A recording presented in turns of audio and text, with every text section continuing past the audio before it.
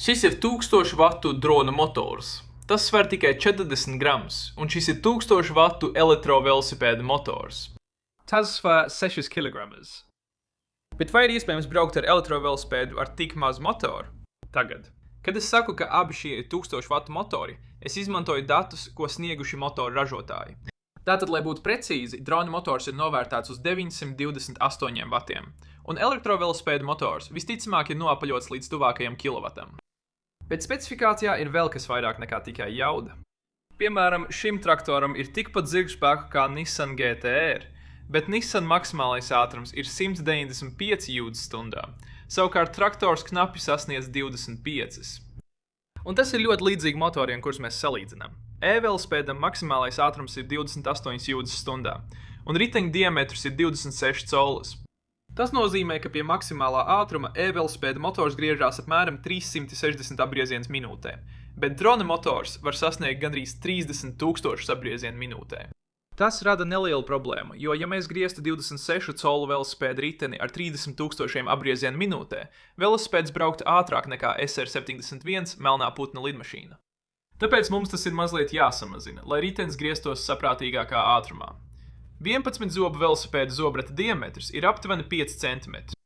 Un lai iegūtu attiecību 80:1, kas ir aptuveni tas, kas mums nepieciešams. Lai pārveidotu 30 000 apgriezienu minūtē uz 360 apgriezieniem minūtē, mums būtu nepieciešams aizmugurējais zobrats ar aptuveni 4 metru diametru, kas acīm redzam nav iespējams. Taču tā vietā mēs varam izmantot virkni siksnu un skriemeju, lai samazinātu apgriezienus motoru pusē, pirms pievienojam ķēdi. Šim konkrētajam pielietojumam es izmantosīju 4:1 skriemeļu attiecību tieši no motora, un pēc tam vēl vienu 4:1 attiecību uz izejas asi. Tas nozīmē, ka izejas zobrats griezīsies nedaudz zem 2000 apgriezienu minūtē, un tā kā manam iepriekšējiem superkondensātoru velosipēdu projektam arī bija nepieciešams liels aizmugurējais zobrats. Apvienojot ar skriemeļiem, mums vajadzētu iegūt gala riteņa apgriezienus ap 360 minūtēm, kas lieliski atbilst elektrovelosipēdam. Nākamais solis ir izgatavot stiprinājuma plāksni motoram un skriemeļiem, ko es izgriezu no alumīnija ar savu CNC frēzmašīnu. To pēc tam varēja piestiprināt pie velosipēda rāmja, izmantojot pāris 3D drukātus kronšteinus, un tad mēs varam sākt montēt komponentes. Sākot ar izejas skriemeli, pie kura esmu piestiprinājis zobratu, izmantojot dažas skrūves. To pēc tam var piestiprināt pie galvenā stiprinājuma ar skrūvi ar plecu, kas būtībā ir precīzi svārpstas skrūve, uz kuras griezīsies gultņi. Tad es varu uzlikt velosipēda ķēdi un attiecīgi to nostiept, slidinot stiprinājumu gar rāmi. Tātad, kad siksna ir uzlikta, centrālo skriemeli var piestiprināt ļoti līdzīgā veidā, un to var nostiept, izmantojot nelielu spriegotāju gultni šajā spraugā. Un visbeidzot, mēs varam uzstādīt drona motoru un paskatīties, cik labi tas griežās. Kāds izskatās? Kādā par to ir pabeigta, ir pienācis laiks uzstādīt elektroniku, kas darbinās motoru, kā arī nelielu Arduino plati. Lai pārveidotu analogo gāzes rokturu signālu digitālā signālā, kam paredzēts drona motoru kontrolieris. Ideāli, draugs, pasties, cik labi ir vadi savienoti. Nu, aiziet.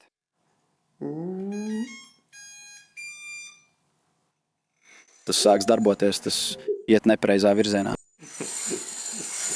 Tomēr tam ir zināms spēks. Es jūtu riteni, tur ir kaut kāds griezes moments. Pirmais tests.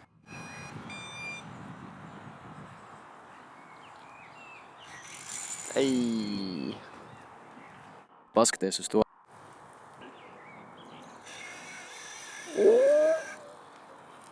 Vienkārši vaid.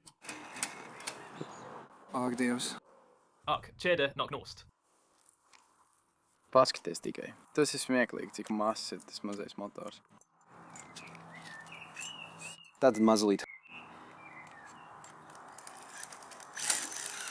Ak, nē.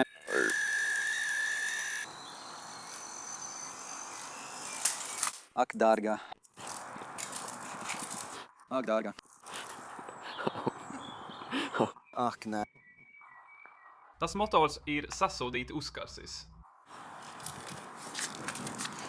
Es to varu sāst. Tas nesmažo labi. Es domāju, mums vajag nedaudz lielāku motoru. Jā, tas ir, 4 dāvarētu uz to olu. Tas tiešām slikti smaržo, vai ne? Tātad mums acīm redzot vajag jaunu motoru, ar lielāku griezes momentu. bet arī tādu, kas derēs esošajam motoru stiprinājumam. Tāpēc es atradu šo motoru, kas arī ir paredzēts droniem, un tas ir tikai nedaudz lielāks par iepriekšējo motoru. Tomēr atšķirība ir tāda, ka tas griežās tikai līdz 15,000 apgriezienu minūtē, nevis 30,000. Teorētiski, ar uz pusi mazāku maksimālo apgriezienu skaitu, motoram vajadzētu dot 2 reizes lielāku griezes momentu pie tādas pašas jaudas. Tagad es saku teorētiski, jo šiem motoriem 1000 vatu jaudas norāde patiesībā attiecas uz elektrisko jaudu, nevis uz faktisko mehānisko izejas jaudu. Tāpēc vienīgais veids, kā to noskaidrot, ir veikt pārbaudi. Es arī pārvietoju motoru un skriemeļus uz citu velosipēdu daļu, lai saīsinātu ķēdi un novērstu tās berzēšanos pret rāmi. Tas, cerams, samazinās iespēju, ka tā nokritīs nost.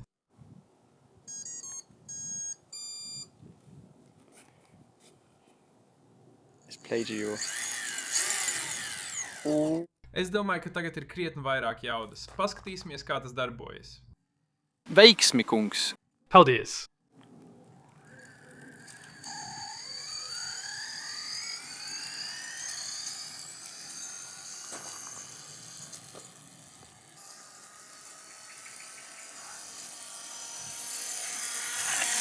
Ak, turpini censties.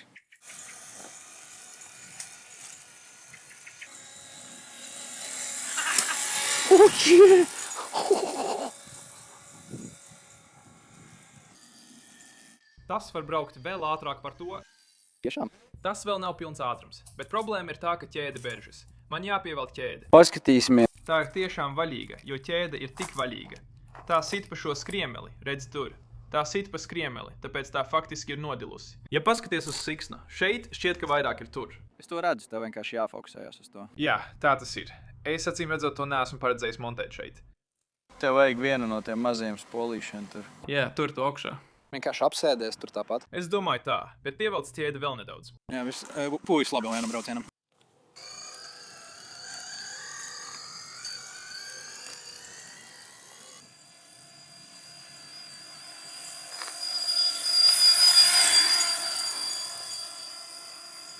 Guys. Tā bija maksimāla ātruma. Tā bija... Izskatījās ātri. Tā arī bija. Mans pulkstenis rādīja nedaudz virs 20 jūdzēm stundām. Tiešām? Tas ir diezgan labi. Tas tiešām ir labi tikai mazam bērnam. Vai tu gribi pamēģināt? Varbūt. Silts? Vai tas ir silts? Jā, es to tikko varu noturēt. Mēs esam apmēram 40 vai 50 grādu vai ap 50 grādiem. Jā, es domāju, tas joprojām ir droša temperatūra motoram. Vai vēlies pamēģināt? Jā, pareizi. Kā mēs sākam? Tu vari izmantot motoru, tev ir jāmin pedāļi. Vienkārši pamēģini mazliet.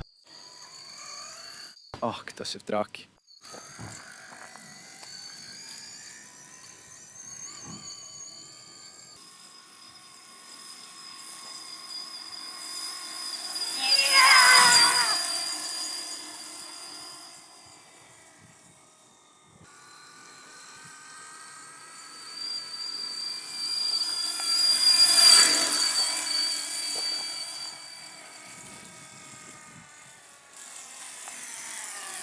Tas ir fantastiski. Tas ir labi, vai ne? Ir daudz vairāk griezes momenti, nekā es gaidīju. Es domāju, ka tev vajadzēs ilgu laiku, lai uzņemtu ātrumu, bet tas vienkārši uzreiz aizšauj. Tas patiešām ir ļoti iespaidīgi. Vai ir karsts? Jā, tas tur ir silts. Vai tiešām ir karsts? Tas ir diezgan silts. Neņem to tā kā es paņēmu. Jā, vai tu kādreiz pirktu ar dronu darbinām elektrovelosipēdu? Varbūt.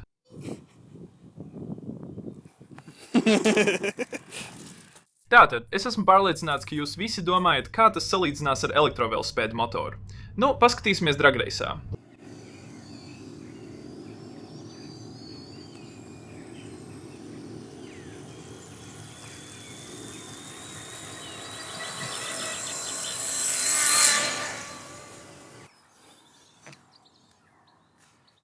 Tas ir tiešām karsts. Pagaidi, man šķiet, kas varētu būt izkausējis tinums. Jā, tas ir absolūtais šī motora un rumbas motora limits. Jā. Šķiet augsts. Tā pati temperatūra kā velosipēda rāmim. Pilnīgi salst. Tātad, lai atbildētu uz jautājumu. Jā, jūs varat darbināt elektrovelosipēdu ar mazu dronu motoru, bet vai es to ieteiktu? Droši vien nē. Paldies, ka skatījāties!